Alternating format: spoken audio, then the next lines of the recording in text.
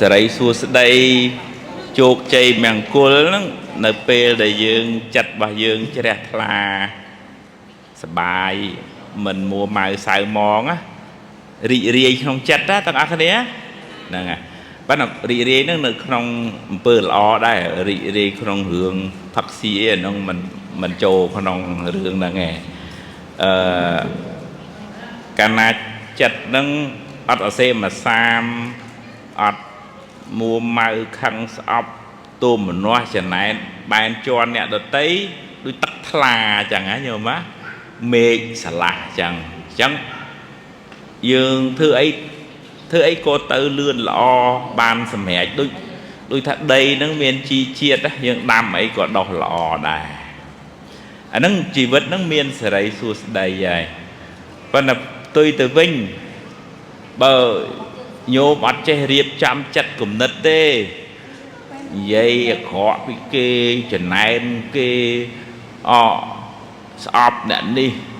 តូចចិត្តហ្នឹងអ្នកនោះអានោះឌឺអញអានោះវាឈឺអញចិត្តរបស់យើងហ្នឹងវាមឹកហ្មងដើរតាក់គេគ្រប់គ្នាហ្មងណាហ្នឹងអត់សេរីសួស្តីទេ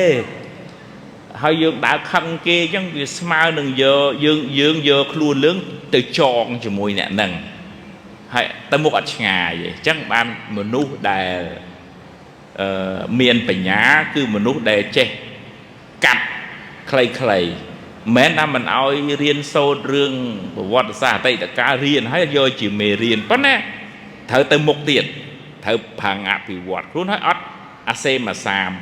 ពង្រឹងខ្លួនឲ្យខ្លាំងអញ្ចឹងញោមណារឿងណាមិនទាន់មកដល់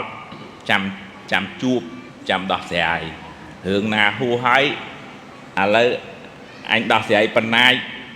អស់លទ្ធភាពប៉ុណ្ណឹងទទួលស្គាល់អញ្ចឹងណាញោមណាហ្នឹងហើយយើងពង្រឹងសមត្ថភាព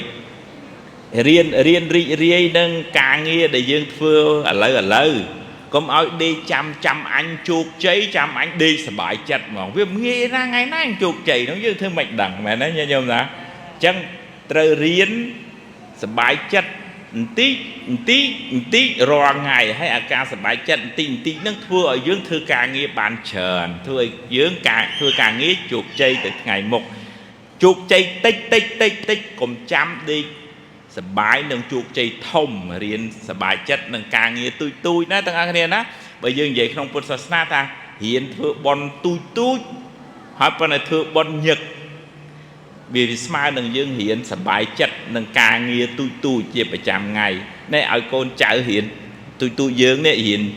ណាកូនណាថ្វាយគុំប្រាកូនណាដាក់បាតកូនណា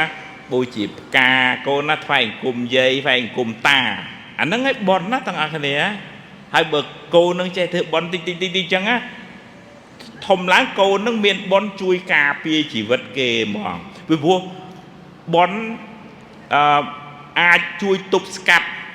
ផលនៃបាបឧទាហរណ៍ថាបាបនឹងវាត្រូវឲ្យផល100ប៉ុន្តែកូននឹងម៉ែឪនាំធ្វើបន់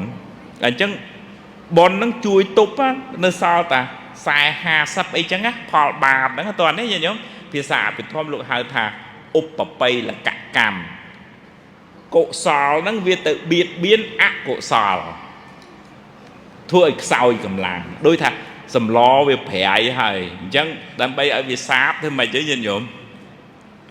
ចាក់ទឹកថែមតោះនេះអញ្ចឹងញាតិញោមណាហើយបើកូនហ្នឹងណា